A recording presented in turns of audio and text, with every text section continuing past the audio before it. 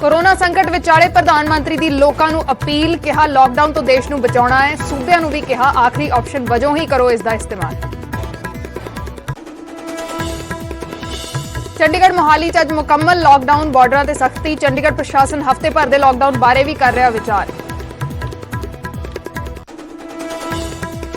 Corona को लैके high court ने पंजाब, हरियाणा ते चंडीगढ़ तो मंगी मौजूदा हालातों की रिपोर्ट। एक कैदी की पटीशन से सुनवाई करते हुए बनाया पार्टी। कोरोना संकट विचाले ऑक्सीजन की किल्लत को दूर करने लई अगे आई Reliance company. Medical grade oxygen का उत्पादन वधा के किया 700 टन। सब तो ज्यादा प्रभावित सूबਿਆਂ ਨੂੰ हो रही मुफ्त सप्लाई। हरियाणा च बगैर कोरोना टेस्ट नहीं होगा सर्दी खांसी का इलाज। हरियाणा सरकार ने जारी किए निर्देश। बगैर टेस्ट तो इलाज करने वाले डॉक्टर ते होगी कार्रवाई। आईजी कुंवर विजय प्रताप का अस्तीफा मंजूर। राज्यपाल ने कुंवर की सेवा इच्छा रिटायरमेंट की अर्जी की प्रवान। एसआईटी की रिपोर्ट रद्द होने तो बाद दिता सी कुंवर ने अस्तीफा। प्रोफैसर अरविंद पंजाबी यूनिवर्सिटी पटियाला के नवे वाइस चांसलर नियुक्त। पंजाब के राज्यपाल ने दी मंजूरी। उत्तरी भारत च विगड़िया मौसम का मिजाज। मैदानी इलाकों च पिया मींह तां पहाड़ां च बर्फबारी ने ठारे लोग। अज भी मौसम खराब रहने की संभावना।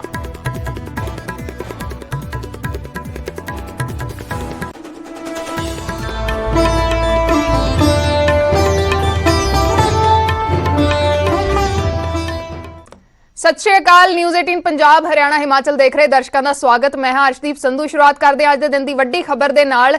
सूबਿਆਂ ਨੂੰ प्रधानमंत्री ने अपील की है कि आखिरी ऑप्शन के तौर पर लॉकडाउन ਨੂੰ इस्तेमाल करो। सेहत के नाल अर्थ व्यवस्था भी जरूरी। प्रधानमंत्री मोदी ने कल लाइव होके जिहड़ा ये सूबਿਆਂ नाल गलबात की है, आम लोगों के नाल गलबात की है तो कहा है कि लॉकडाउन ਨੂੰ आखिरी ऑप्शन के तौर पर इस्तेमाल करो। यह भी कहा है कि असीं सेहत भी सुधारांगे ते अर्थ व्यवस्था भी।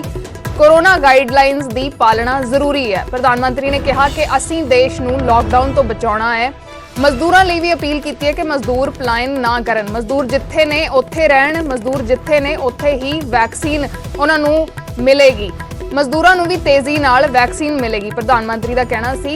यह भी कहा है कि सूबा सरकार मजदूरों का भरोसा बना के रखण। सरकार की कोशिश जीवन बचाउण दी है। जीवन बचाउण लई साडा यतन जारी है। प्रधानमंत्री ने कहा कि दुनिया की सब तो सस्ती वैक्सीन भारत दे कोल है।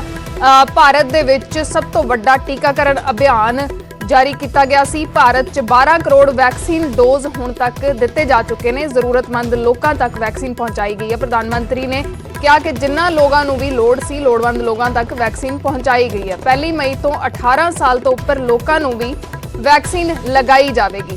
देश च वैक्सीन का अद्धा हिस्सा सूबਿਆਂ ਨੂੰ मिलेगा। गरीबां बजुर्गों लिए टीकाकरण जारी रहेगा। प्रधानमंत्री ने कहा कि सरकारी हस्पतालों च मुफ्त वैक्सीन अगे भी मिलती रहेगी। मैं राज्यों से भी अनुरोध करूंगा कि वो लॉकडाउन को अंतिम विकल्प के रूप में ही इस्तेमाल करें। लॉकडाउन से बचने की भरपूर कोशिश करनी है और माइक्रो कंटेनमेंट जोन पर ही ध्यान केंद्रित करना है। हम अपनी अर्थव्यवस्था की सेहत भी सुधारेंगे और देशवासियों की सेहत का भी ध्यान रखेंगे। मेरा युवा साथियों से अनुरोध है कि वो अपनी सोसाइटी में, मोहल्ले में, अपार्टमेंट्स में छोटी छोटी कमेटियां बनाकर कोविड अनुशासन पालन करवाने में मदद करें। हम ऐसा करेंगे तो सरकारों को न कभी कंटेनमेंट जोन लगाने की जरूरत पड़ेगी, न कर्फ्यू लगाने की जरूरत पड़ेगी और लॉकडाउन का तो सवाल ही नहीं उठता है।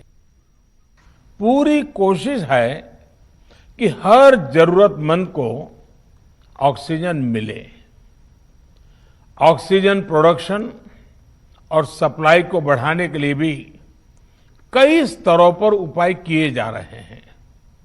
राज्यों में नए ऑक्सीजन प्लांट्स हो, 1 लाख नए सिलेंडर पहुंचाने हो, औद्योगिक इकाइयों में इस्तेमाल हो रही ऑक्सीजन का मेडिकल इस्तेमाल हो, ऑक्सीजन रेल हो, हर प्रयास किया जा रहा है।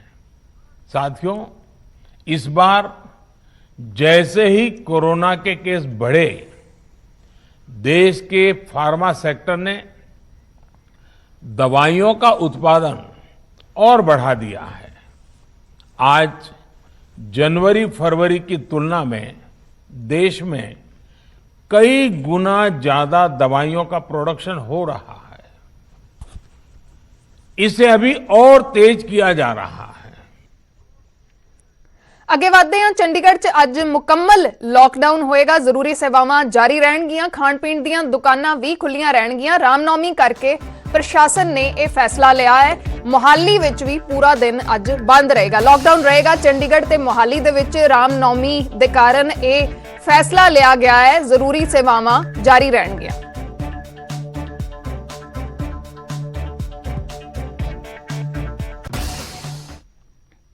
ਚੰਡੀਗੜ੍ਹ ਦੇ ਵਿੱਚ ਵੀ ਪ੍ਰਸ਼ਾਸਨ ਨੇ ਸਖਤੀ ਵਧਾ ਦਿੱਤੀ ਹੈ। ਨਾਈਟ ਕਰਫਿਊ 1 ਘੰਟਾ ਹੋਰ ਵਧਾ ਦਿੱਤਾ ਗਿਆ ਹੈ। ਰਾਤ 8 ਵਜੇ ਤੋਂ ਸਵੇਰੇ 5 ਵਜੇ ਤੱਕ ਹੁਣ ਨਾਈਟ ਕਰਫਿਊ ਰਹੇਗਾ। ਇਸ ਹਫਤੇ ਵੀਕਐਂਡ ਲਾਕਡਾਊਨ ਪਿਛਲੇ ਹਫਤੇ ਜਿਸ ਤਰ੍ਹਾਂ ਲਗਾਇਆ ਗਿਆ ਸੀਗਾ, ਵੀਕਐਂਡ ਲਾਕਡਾਊਨ ਇਸ ਹਫਤੇ ਵੀ ਜਾਰੀ ਰਹੇਗਾ। ਸ਼ੁੱਕਰਵਾਰ ਰਾਤ 8 ਵਜੇ ਤੋਂ ਸੋਮਵਾਰ ਸਵੇਰੇ 5 ਵਜੇ ਤੱਕ ਲਾਕਡਾਊਨ ਰਹੇਗਾ। ਹਫਤੇ ਭਰ ਦੇ ਲਾਕਡਾਊਨ ਬਾਰੇ ਵੀ ਵਿਚਾਰ ਚੱਲ ਰਿਹਾ ਹੈ। 23 ਅਪ੍ਰੈਲ ਦੀ ਵਾਰ ਰੂਮ ਮੀਟਿੰਗ ਦੇ ਵਿੱਚ ਇਸ ਬਾਰੇ ਫੈਸਲਾ ਲਿਆ ਜਾਵੇਗਾ। कोरोना केसां दे मद्देनजर यह फैसला लिया जाएगा। तो वीकेंड लॉकडाउन इस हफ्ते रहेगा। नाइट करफ्यू दे विच वाधा कर दिता गया है। पहला रात 10 बजे तो करफ्यू हुंदा सीगा, लॉकडाउन हुंदा सीगा चंडीगढ़ दे विच, ते हुण रात 8 बजे तो होएगा। ते इस तो इलावा जिहड़ा वीकली लॉकडाउन दे उत्ते, हफ्तावारी लॉकडाउन दे उत्ते भी चर्चा चल रही है।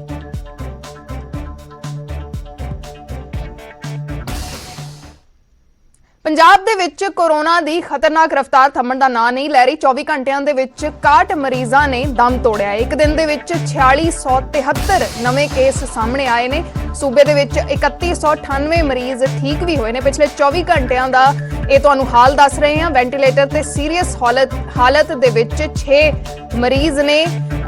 ਤੇ ਜੇ ਗੱਲ ਕਰੀਏ 61 ਲੋਕਾਂ ਨੇ ਪਿਛਲੇ 24 ਘੰਟਿਆਂ ਦੇ ਵਿੱਚ ਦਮ ਤੋੜਿਆ ਹੈ। ਤਾਂ ਪੰਜਾਬ ਦੇ ਵਿੱਚ ਇੱਕ ਦਿਨ ਦੇ ਵਿੱਚ 4673 ਨਵੇਂ ਕੇਸ ਸਾਹਮਣੇ ਆਏ ਨੇ। ਤਕਰੀਬਨ ਹਰ ਰੋਜ਼ ਪਿਛਲੇ ਕੁਝ ਦਿਨਾਂ ਤੋਂ 4000 ਤੋਂ ਉੱਪਰ ਜਿਹੜੇ ਕੇਸ ਨੇ ਉਹ ਸਾਹਮਣੇ ਆ ਰਹੇ ਨੇ। ਕੋਰੋਨਾ ਖਤਰਨਾਕ ਰਫ਼ਤਾਰ ਪੰਜਾਬ ਦੇ ਵਿੱਚ ਫੜਦਾ ਜਾ ਰਿਹਾ ਹੈ।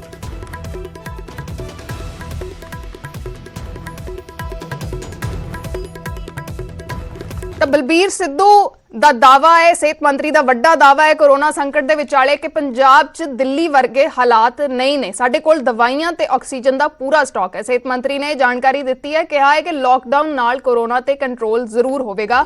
ਮਜ਼ਦੂਰਾਂ ਨਾਲ ਵੀ ਵਾਅਦਾ ਕੀਤਾ ਹੈ, ਕਿਹਾ ਹੈ ਕਿ ਉਹਨਾਂ ਨੂੰ ਭੁੱਖਾ ਨਹੀਂ ਰਹਿਣ ਦੇਵਾਂਗੇ।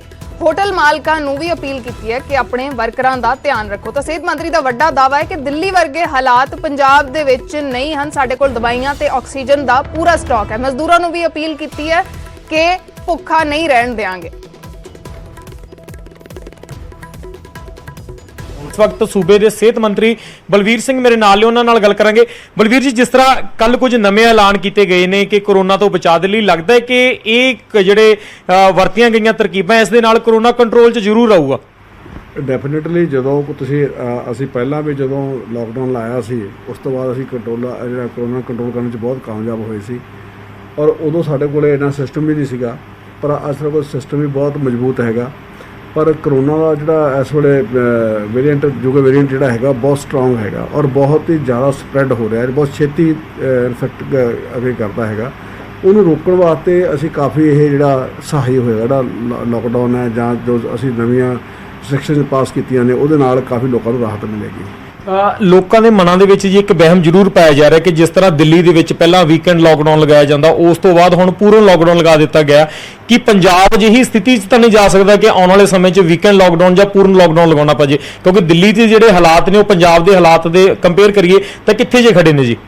ਮੈਂ ਤੁਹਾਨੂੰ ਦੱਸਣਾ ਚਾਹੁੰਦਾ, ਰਾਤ ਕੋਈ ਮੇਰੇ ਦੋਸਤ ਦਿੱਲੀ ਤੋਂ ਆ ਰਹੇ ਸੀਗੇ ਅਤੇ ਮੈਕਸੀਮਮ ਗੱਡੀਆਂ ਦਿੱਲੀ ਨੰਬਰ ਦੀਆਂ ਪੰਜਾਬ ਨੂੰ ਆ ਰਹੀਆਂ ਸੀਗੀਆਂ। ਅੱਜ ਦਿੱਲੀ ਦੇ ਲੋਕ ਆਪਣੇ ਆਪ ਨੂੰ ਸੁਰੱਖਿਅਤ ਮਹਿਸੂਸ ਨਹੀਂ ਕਰ ਰਹੇ ਔਰ ਦਿੱਲੀ ਦੇ ਵਿੱਚ ਇਹ ਹਾਲਾਤ ਨੇ ਕਿ ਦਿੱਲੀ ਦੇ ਵਿੱਚ ਇੱਕ ਬੈੱਡ 'ਤੇ 2 ਪੇਸ਼ੈਂਟ ਨੇ। ਸ਼ਮਸ਼ਾਨ ਘਾਟ ਦੇ ਵਿੱਚ ਜਗ੍ਹਾ ਨਹੀਂ ਮਿਲ ਰਹੀ। ਇਸ ਤਰ੍ਹਾਂ ਦੇ ਹਾਲਾਤ ਗੁਜਰਾਤ ਦੇ ਵਿੱਚ ਨੇ। ਲੇਕਿਨ ਪੰਜਾਬ, ਮੈਂ ਉਸ ਵਾਹਿਗੁਰੂ ਦਾ ਸ਼ੁਕਰਗੁਜ਼ਾਰ ਹਾਂ ਕਿ ਸਾਡੇ ਪੀਰਾਂ ਪਗੰਬਰਾਂ ਦੀ ਧਰਤੀ ਹੈਗੀ ਹੈ ਕਿ ਸਾਡੇ ਤੇ ਹਲੇ ਮਿਹਰ ਭਰਿਆ ਹੱਥ ਹੈਗਾ ਕਿ ਅਸੀਂ ਉਸ ਨੌ ਤੱਕ ਤਾਂ ਨਹੀਂ ਆਏ, ਪਰ ਫਿਰ ਵੀ ਸਾਡੇ ਵੀ ਮੌਤ ਦਾ ਅੰਕੜਾ 84 ਤੱਕ ਪਹੁੰਚਿਆ ਹੈ, ਜਿਹੜਾ ਕਿ ਬੜਾ ਚਿੰਤਾ ਦਾ ਵਿਸ਼ਾ ਹੈਗਾ। ਪਰ ਲੇਕਿਨ ਜੋ ਸਾਡੀ ਫੈਸਿਲਿਟੀ ਆ ਜਾਂ ਲੈਵਲ 2 ਲੈਵਲ 3 ਉਹ ਅਸੀਂ ਪੂਰਾ ਸਿਸਟਮ ਆਪਣਾ ਬਣਾ ਕੇ ਰੱਖਿਆ। ਹਾਲੇ ਤੱਕ ਸਾਡੀ ਸਿਰਫ ਜਿਹੜੀ ਆਕੂਪੈਂਸੀ ਉਹ 35% ਹੈਗੀ ਆ। ਔਰ ਉਸ ਤੋਂ ਬਾਅਦ ਜਿਹੜਾ ਸਾਡਾ ਵੈਂਟੀਲੇਟਰ ਦੇ 'ਚ 999 ਅਸੀਂ ਆਪਣੇ ਤਿਆਰ ਰੱਖੇ ਨੇ। ਕੱਲ੍ਹ ਅਸੀਂ ਬਲਕਿ 30 ਵੈਂਟੀਲੇਟਰ ਹੋਰ ਇੱਥੇ ਆਪਣਾ ਜਿਹੜਾ ਗਿਆਨ ਸਾਗਰ ਦੇ 'ਚ ਲਾ ਕੇ ਨਵੇਂ ਬੈੱਡ ਤਿਆਰ ਕੀਤੇ ਨੇ। ਔਰ ਉੱਥੇ 50 ਬੈੱਡ ਜਿਹੜੇ ਹੈਗੇ ਨੇ ਉਹ ਅਸੀਂ ਲੈਵਲ 2 ਦੇ ਵੀ ਤਿਆਰ ਕੀਤੇ ਨੇ। ਅਤੇ ਪਲੱਸ ਜਿਹੜਾ ਇਸ ਵੇਲੇ ਕੋਈ 80 ਵੈਂਟੀਲੇਟਰ ਜਿਹੜੇ ਯੂਟੀਲਾਈਜ਼ ਹੋ ਰਹੇ ਨੇ, ਬਾਕੀ ਸਾਰੇ ਖਾਲੀ ਪਏ ਨੇ। ਔਰ ਰੈਮਡੇਸਿਵਰ ਜਾਂ ਜਿਹੜੀਆਂ ਬਾਕੀ ਮੈਡੀਸਨ ਹੈ ਸਾਡੀਆਂ, ਉਹ ਸਾਰੀਆਂ ਸਾਡੇ ਕੋਲ ਆਲਰੇਡੀ ਸਟਾਕ ਦੇ ਵਿੱਚ ਸਫੀਸ਼ੀਐਂਟ ਸਟਾਕ ਹੈਗਾ। ਆਕਸੀਜਨ ਵੀ ਹਲੇ ਸਫੀਸ਼ੀਐਂਟ ਹੈਗੀ ਆ। ਲੇਕਿਨ ਸਭ ਤੋਂ ਵੱਡੀ ਜਿਹੜੀ ਸਾਨੂੰ ਦਿੱਕਤ ਹੈ ਉਹ ਵੈਕਸੀਨ ਦੀ ਹੈਗੀ ਕਿ ਵੈਕਸੀਨ ਸਾਨੂੰ ਪੂਰੀ ਮਾਤਰਾ ਜਿੰਨੀ ਸਾਡੀ ਰਿਕੁਆਇਰਮੈਂਟ ਹੈ, ਜਿੰਨਾ ਸਾਡਾ ਇਨਫਰਾਸਟਰਕਚਰ ਹੈ, ਜਾਂ ਅਸੀਂ ਜਿੰਨਾ ਸਟਾਫ ਤਿਆਰ ਕੀਤਾ ਹੋਇਆ, ਜਾਂ ਜਿੰਨੇ ਸਾਡੇ ਸੈਂਟਰ ਨੇ 3000 ਅਸੀਂ ਤਿਆਰ ਕੀਤੇ ਹੋਏ ਨੇ, ਪਲੱਸ ਜਿਹੜੇ ਕੈਂਪਸ ਲੱਗਦੇ ਨੇ ਉਹਦੇ ਵਾਸਤੇ ਸਾਨੂੰ ਸਫੀਸ਼ੀਐਂਟ ਸਟਾਕ ਜਿਹੜਾ ਵੈਕਸੀਨ ਦਾ ਨਹੀਂ ਮਿਲ ਰਿਹਾ। ਸਾਨੂੰ ਅਸੀਂ 3 ਲੱਖ ਦੀ ਪਰ ਡੇ ਦਾ ਅਸੀਂ ਟਾਸਕ ਰੱਖਿਆ, ਪਰ 2 ਲੱਖ ਅਸੀਂ ਤਾਂ ਮਿਨੀਮਮ ਲਾ ਸਕਦੇ ਹਾਂ, ਪਰ ਸਾਨੂੰ 2 ਲੱਖ ਦਾ ਹੀ ਸਟਾਕ ਮਿਲਦਾ ਹੈ। ਰਿਲਾਇੰਸ ਇੰਡਸਟਰੀ ਲਿਮਟਿਡ ਕੋਵਿਡ ਪ੍ਰਭਾਵਿਤ ਸੂਬਿਆਂ ਨੂੰ ਰੋਜ਼ਾਨਾ 700 ਟਨ ਆਕਸੀਜਨ ਦੀ ਸਪਲਾਈ ਕਰੇਗੀ। ਇਸ ਦੇ ਲਈ ਕੰਪਨੀ ਗੁਜਰਾਤ ਦੇ ਜਾਮਨਗਰ ਦੀ ਆਪਣੀ ਰਿਫਾਈਨਰੀ ਦੀ ਉਤਪਾਦਨ ਸਮਰੱਥਾ ਨੂੰ ਵਧਾ ਰਹੀ ਹੈ। ਇਹ ਆਕਸੀਜਨ ਸੂਬਿਆਂ ਨੂੰ ਬਗੈਰ ਕਿਸੇ ਪੈਸਿਆਂ 'ਚ ਮੁਫਤ ਦਿੱਤੀ ਜਾਵੇਗੀ। ਜਾਣਕਾਰੀ ਦੇ ਮੁਤਾਬਿਕ ਜਾਮਨਗਰ ਦੀ ਰਿਫਾਈਨਰੀ ਪਹਿਲਾਂ ਹੀ 100 ਟਨ ਆਕਸੀਜਨ ਦਾ ਉਤਪਾਦਨ ਕਰ ਰਹੀ ਸੀ। ਹੁਣ ਇਸ ਨੂੰ ਵਧਾ ਕੇ 700 ਟਨ ਕਰਨ ਦਾ ਫੈਸਲਾ ਲਿਆ ਗਿਆ ਹੈ। ਜਿਨ੍ਹਾਂ ਸੂਬਿਆਂ 'ਚ ਇਸ ਦੀ ਸਪਲਾਈ ਹੋਵੇਗੀ ਉਹਨਾਂ ਵਿੱਚ ਗੁਜਰਾਤ, ਮਹਾਰਾਸ਼ਟਰ ਤੇ ਮੱਧ ਪ੍ਰਦੇਸ਼ ਪ੍ਰਮੁੱਖ ਨੇ। ਇਹਨਾਂ ਸੂਬਿਆਂ ਵਿੱਚ ਰੋਜ਼ਾਨਾ 70,000 ਤੋਂ ਵੱਧ ਮਰੀਜ਼ ਕੋਰੋਨਾ ਪੋਜ਼ਿਟਿਵ ਆ ਰਹੇ ਨੇ। ਇਹਨਾਂ ਵਿੱਚ ਕਾਫੀ ਮਰੀਜ਼ ਸੀਰੀਅਸ ਵੀ ਨੇ। ਇਸ ਤੋਂ ਇਲਾਵਾ ਰਿਲਾਇੰਸ ਨੇ ਦਿੱਲੀ, ਪੰਜਾਬ ਤੇ ਹਰਿਆਣਾ ਦੇ ਵੱਖ-ਵੱਖ ਹਸਪਤਾਲਾਂ ਨੂੰ 150 ਟਨ ਆਕਸੀਜਨ ਦੀ ਮੁਫਤ ਸਪਲਾਈ ਸ਼ੁਰੂ ਕਰ ਦਿੱਤੀ ਹੈ। ਕੰਪਨੀ ਦੀ ਯੋਜਨਾ ਮੈਡੀਕਲ ਗ੍ਰੇਡ ਆਕਸੀਜਨ ਪ੍ਰੋਡਕਸ਼ਨ ਦੀ ਸਮਰੱਥਾ ਵਧਾ ਕੇ 1000 ਟਨ ਕਰਨ ਦੀ ਹੈ।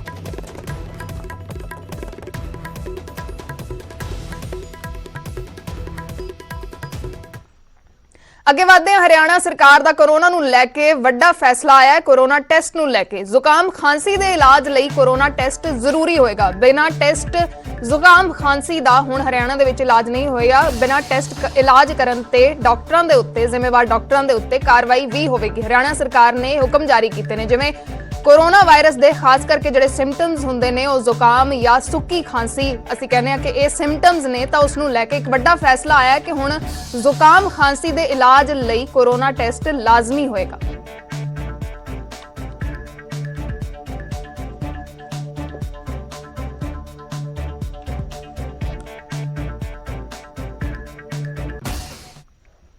ਅੱਗੇ ਵਧਦੇ ਹਾਂ ਖਬਰ ਹਿਮਾਚਲ ਤੋਂ, ਜਿੱਥੇ ਸੂਬਾ ਸਰਕਾਰ ਨੇ ਕੋਰੋਨਾ ਦੇ ਮਾਮਲਿਆਂ ਨੂੰ ਵੱਧਦੇ ਵੇਖਦੇ ਹੋਏ ਨਵੀਆਂ ਪਾਬੰਦੀਆਂ ਲਗਾ ਦਿੱਤੀਆਂ ਨੇ। ਵਿਆਹ ਸ਼ਾਦੀਆਂ ਦੇ ਵਿੱਚ ਹੁਣ ਸਿਰਫ 50 ਲੋਕ ਹੀ ਸ਼ਾਮਲ ਹੋ ਸਕਣਗੇ। ਇਸ ਦੇ ਨਾਲ ਹੀ ਸਮਾਜਿਕ, ਸਿਆਸੀ ਤੇ ਸੱਭਿਆਚਾਰਕ ਸਮੇਤ ਹੋਰ ਸਮਾਗਮਾਂ 'ਚ ਵੀ ਸਿਰਫ 50 ਲੋਕਾਂ ਨੂੰ ਹੀ ਸ਼ਾਮਲ ਹੋਣ ਦੀ ਇਜਾਜ਼ਤ ਰਹੇਗੀ। ਹੁਕਮਾਂ ਦੀ ਉਲੰਘਣਾ ਕਰਨ ਵਾਲਿਆਂ ਤੇ ਸਖਤ ਕਾਰਵਾਈ ਵੀ ਕੀਤੀ ਜਾਵੇਗੀ। ਇਹ ਆਦੇਸ਼ 1 ਮਈ ਤੱਕ ਲਾਗੂ ਰਹਿਣਗੇ। ਇਸ ਤੋਂ ਇਲਾਵਾ ਸਰਕਾਰੀ ਦਫ਼ਤਰਾਂ 'ਚ 50% ਸਟਾਫ ਹੀ ਆਵੇਗਾ। ਅੱਧਾ ਸਟਾਫ ਵਰਕ ਫਰਮ ਹੋਮ ਤੇ ਰਹੇਗਾ। ਸਰਕਾਰੀ ਦਫ਼ਤਰ ਹਫ਼ਤੇ 'ਚ ਸਿਰਫ 5 ਦਿਨ ਹੀ ਖੁੱਲਣਗੇ। ਸ਼ਨੀਵਾਰ ਨੂੰ ਦਫ਼ਤਰ ਬੰਦ ਰਹਿਣਗੇ। ਇਸ ਦਿਨ ਲੋਕ ਘਰੋਂ ਹੀ ਕੰਮ ਕਰਨਗੇ। ਧਾਰਮਿਕ ਥਾਵਾਂ ਤੇ ਵੀ ਸਿਰਫ ਪੂਜਾ ਕਰਨ ਦੀ ਹੀ ਇਜਾਜ਼ਤ ਮਿਲੇਗੀ। ਇਸ ਤੋਂ ਇਲਾਵਾ ਬੱਸਾਂ ਵੀ 50% ਸਮਰੱਥਾ ਨਾਲ ਚੱਲਣਗੀਆਂ। ਹਿਮਾਚਲ ਸਰਕਾਰ ਦਾ ਵੱਡਾ ਫੈਸਲਾ ਆਇਆ ਹੈ। ਕੋਰੋਨਾ ਮਾਮਲਿਆਂ ਨੂੰ ਵੇਖਦੇ ਹੋਏ ਨਵੀਆਂ ਪਾਬੰਦੀਆਂ ਲਗਾ ਦਿੱਤੀਆਂ ਨੇ। ਵਿਆਹਾਂ ਸ਼ਾਦੀਆਂ ਦੇ ਵਿੱਚ ਹੁਣ ਸਿਰਫ 50 ਲੋਕ ਹੀ ਸ਼ਾਮਲ ਹੋ ਸਕਣਗੇ। ਬੱਸਾਂ ਦੇ ਵਿੱਚ ਵੀ 50% ਸਮਰੱਥਾ ਦੇ ਨਾਲ ਹੀ ਚੱਲਣਗੀਆਂ। एक तो स्कूल कॉलेजेस के जो हमने अभी तक जो है बंद करने का जो निर्णय लिया था उसको एक्सटेंड किया गया है अभी 1 तक। 1 तारीख को हमने कहा, पहले ही कहा हुआ, उसको रिव्यू करेंगे, उसके बाद अगला निर्णय हम लेंगे। प्रमुख रूप से एक तो शादियों पर अब सिर्फ 50 ही लोग, 50 से ज़्यादा लोग अब किसी सूरत शादी अंदर हो हॉल के चाहे बाहर हो, इस बात को सुनिश्चित किया है, क्योंकि मामलों में बहुत तेज़ी से जो है वो इंक्रीज़ देखी हमने पिछले दिनों। पिछले कल तो 1700 मामले हिमाचल प्रदेश में रिकॉर्ड में आए हैं और उसमें 13 लोगों की दुखद मृत्यु भी हुई है। और उसके बाद सोशल गैदरिंग्स पर भी हमने बिल्कुल अब रिस्ट्रिक्शन लगा दी फिलहाल, और 1 तारीख तक उसके बाद उसको रिव्यू करेंगे। उसमें भी 50 की ही संख्या रहेगी। फ्यूनरल पर भी वही संख्या रहेगी। और उसके बाद एक और निर्णय हमने जो आज लिया है, वो निर्णय ये लिया है कि जितने हमारे वर्किंग डेज होते हैं इसमें, उसमें सैटरडे संडे जो है वो हमारे वर्किंग डे नहीं होंगे, बंद होगा। ਫਿਲਹਾਲ ਵੇਲਾ ਇੱਕ ਛੋਟੇ ਜਿਹੇ ਕਮਰਸ਼ੀਅਲ ਬ੍ਰੇਕ ਦਾ। ਬ੍ਰੇਕ ਤੋਂ ਬਾਅਦ ਖਬਰਾਂ ਦਾ ਸਿਲਸਿਲਾ ਇਸੇ ਤਰੀਕੇ ਜਾਰੀ ਰਹੇਗਾ।